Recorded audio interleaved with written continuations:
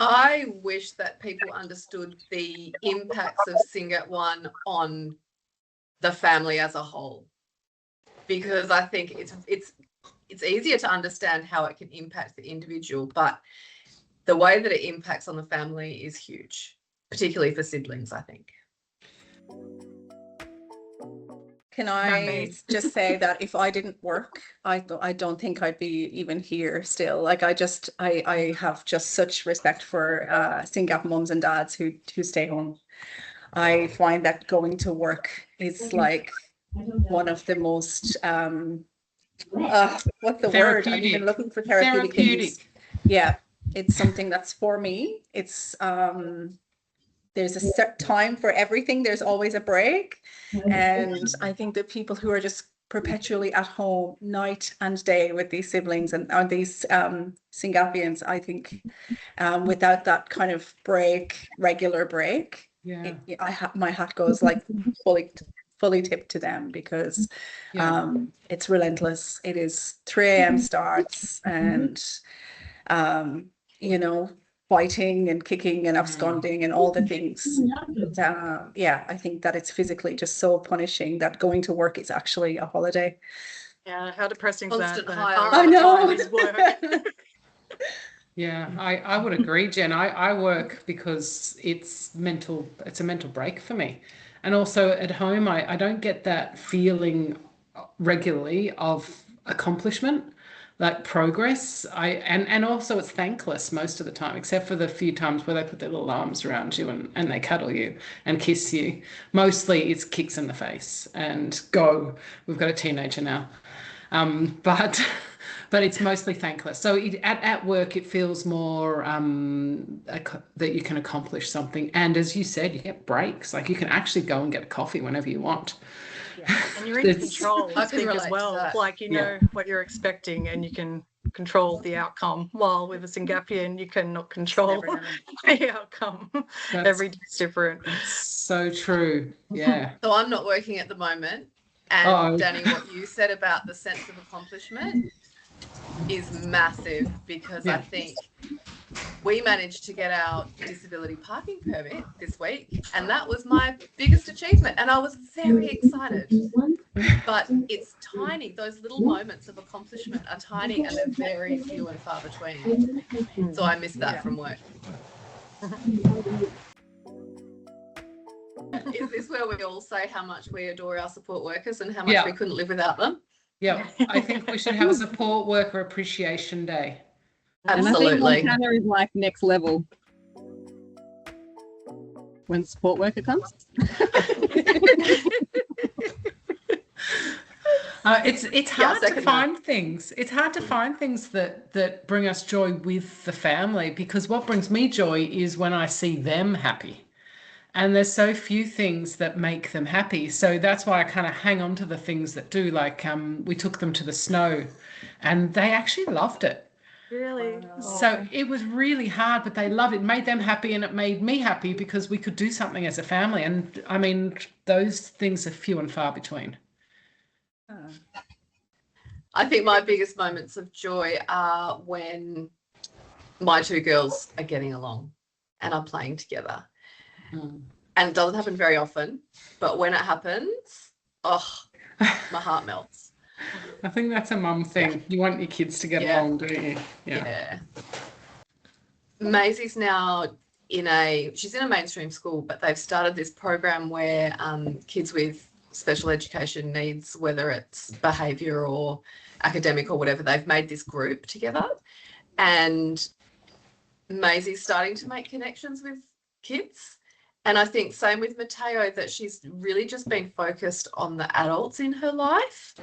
But just in the last few months, she's been talking about her peers and making connections with peers. And that's just been an absolute delight to see that happen. Amazing. And she's loving the bath. So she loves putting like bubbles on her chin, and then she'll put bubbles on our chin, and then we have a little giggle. So that's a nice moment. And she's been having a bath every morning, so that's nice. For me, when I put Hannah down She has a routine where she asks for the monster to chase her. So I'm the monster chasing her, and she'll come to me every single time I'm home for the monster chasing. No matter what the day, she's always just like joyful and like that giggle, you know, that absolute delight and excitement. And no matter what happens in the day, you can sort of give her a cuddle at the end of the day, which has been really lovely. Yeah, the smile is just everything, isn't it? The pure happiness, smile. the laugh. Yeah. The laugh, the laugh. Reassurance that I'm not the only one with these challenges. Yeah. Having someone to bounce ideas off too. Yeah. And help you through the darkest days, like finding out the diagnosis. You didn't even know what it was. Especially most of us don't have medical backgrounds, so no concept of what it actually means from a long-term perspective. So yeah, the lifesaver. Even with a medical background, Lou, people don't know what's going on. But I think it's a sense of community because no one actually is experiencing all those random symptoms that we do, except for people in the community. So you really feel a sense of belonging when you're in the SYNGAP community. And meeting people face to face was next level for me. It's just, you just feel connected in a way that no one else can relate in that same way as other SYNGAP families. Completely. Yeah, when you're given that list, that laundry list of what's ahead of you. Like, I don't know about you guys, but Mateo was 4 with his diagnosis. Like, and when you're looking at that future on that piece of paper from a neurologist who's kind of like, in a month you're going to know more than me.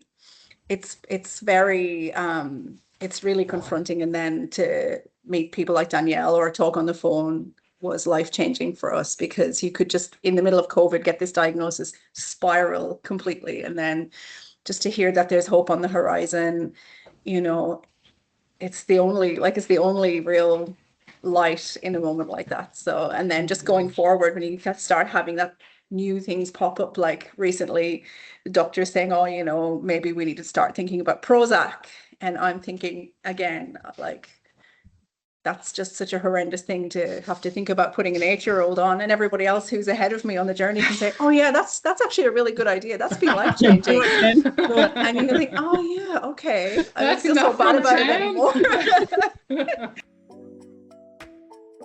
Like, our lowest day in our life was the day we got Hannah's diagnosis, and we went to see Danielle and like that afternoon and just chatting with them, and then I'm smiling. This is meant to be a nice memory. Well, no, it's been lovely. It's a memorable moment. Sharing life with you. It's memorable. There you go. It's not a moment, it's a journey, right? Exactly. Like, I'm with you, Kelda. Yeah, I love you guys. Well, it's an innate feeling when you're part of the SYNGAP family. It is like family.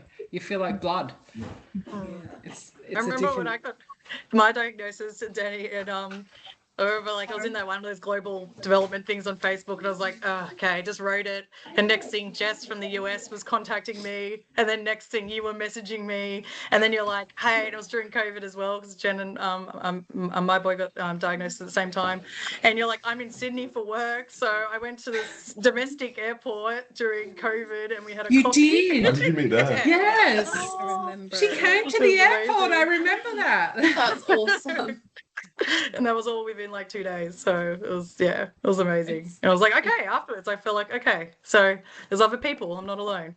Yes. So, I think the moments are when we come together. So the Portfolio Marathon is yeah, a big thing. And, you know, and more SYNGAPians are around than ever. That's when you kind of feel more part of a community and where love is spread and everyone wants to help each other. No one really cares because we know how SYNGAPians are and we know how parents are. So we kind of all just naturally get on. Yeah. We need to make more moments like that. That's the beautiful thing, right? Yeah. When you have with family.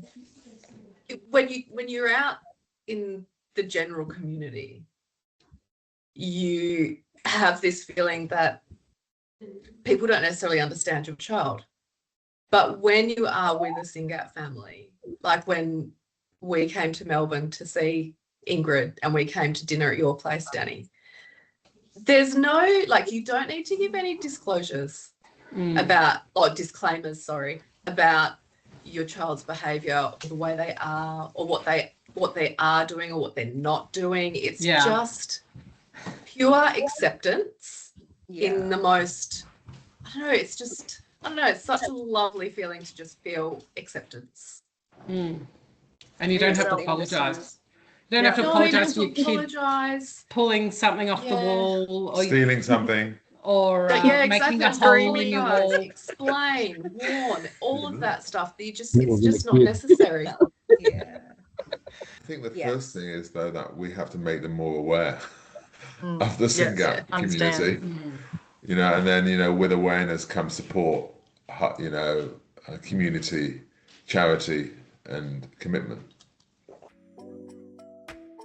I think people within the community can help first, and that's by getting involved in research, participating in all the chats that we do, and telling us your story. Like, some people only get involved when they're in dire need. I mean, come and get involved earlier, participate and feel the warmth of the community earlier, because we're here to embrace you. So that's first in the community, and then people outside, exactly what he said. Fundraise as well. Feel free to fundraise. There's been lots of really generous people over the last few years who have just spontaneously decided to run fundraisers without telling me, for their birthday or for something. And whatever they raise, if it's like $5 or $500, it doesn't matter to me. It's just the fact that they are showing that solidarity with us is priceless, absolutely priceless. And I think, like, it's such an easy thing to do. It's so easy. If everybody just did one, if everybody in our communities did one small fundraiser, imagine the difference that it would make. Like, I think it's really important for everyone to know that they can do something, and that just because, like, Danielle and Danny, you guys are always, you know, so knowledgeable by the research, and I just think I have no idea what even you're talking about right now. But you can still just show up. Like, I'm super burnt out. Josh just dragged me to do interval training in the rain because he knew that I needed to do some exercise. You know, like, I am like so low, I'm kind of below the floor, but we're all just broken together, and together we kind of make it work. So I want people to know that they can just rock up in their pajamas or whatever. You know, like, we don't need you to know all the medical lingo, because I do not know that, and I will never know that, but I can show up and I can do the little bit that I can do, you know. For my little boy to be able to communicate, I know there's so much going on in his little head, and that, like, the hope that all this research is, it feels real, and it feels that, you know, that within his lifetime at greatest, hopefully within the next 10 years, there'll be something that's very tangible and treatable, and I might be able to hear his voice, not in my dreams, but in person. That would be lovely. I think if the potential that some of these treatments may bring for a life that could be somewhat independent. Have a job, to be able to maybe down the track. Yeah, just something. For Maisie to be able to have some time on her own, because at the moment that's not a possibility. Independence, just a little bit, would be so beautiful. Friendship. If he could have friends. All I want is for him to be able to communicate and have some friends. That's all I want. That's what makes life so hard, because we are their friends as well as their carers, as well as their parents. It feels like it's a lot to ask of us. We're everything, and that's a lot of pressure. Completely. But I mean, I hope for all those things that you have mentioned. But I ultimately, like, I'm a bit of a blue sky thinker, you all know, but I ultimately hope that my girls can advocate for themselves. That's my ultimate hope, because if that happens, it means all those things have happened before them. They've communicated. They're able to think clearly and articulate what they're thinking. So to be able to advocate for themselves is super important to me, especially because we don't have siblings. So they need, someone's going to have to do it. I'm hoping it's them. Yeah, I think I agree with everyone's sentiment as safety. I hope that Matteo learns to understand safety. You know, he recently absconded from the house and was missing for 45 minutes. Wow. And I was at football with Manu, and when I came home, the front door was just wide open and it was almost dark, and he should have been in bed. And you know, the police had already been called. He'd gone to a neighbor's house. Like, incidents like that make me realize that. And like, Matteo wouldn't be walking on a footpath. He'd be walking in the middle of a road, you know. Things like that make me realize that at the moment I can't die. We need to be here until, you know, we get him to a point where he at least has some danger awareness and can keep himself safe. Because that was I don't know, that was such a terrible experience. Really scary. Kelda, you've got something. No, I was just thinking, Danny looks like he's hoping for this to end as soon as possible. And if he says something right now, it's going to be something as blunt as a brick in the head. So I would love to hear it, but maybe I don't want to. What do you hope for, Dad? Peace, love, joy, harmony. And really. Sleep. Well, I think it's all been said. I think, you know, it's a combination of, you know, making sure that our kids have advocacy, making sure they're independent, they're safe, they have friends, they can communicate before we die. So we need to live forever, basically. You know? But there's hope on the horizon. You know, we know there's hope. There's all the research out. There's clinical trials starting in many different forms, not just the one that may be starting in Australia in the next few months. They're all over the world. So, you know, and once they've worked out how to do it, it'll be, you know, every child will have some medication to help them, you know, grow, develop, engage. So we're an amazing frontier of precision medicine. Luckily. Yeah. Good time to be a Syngapian.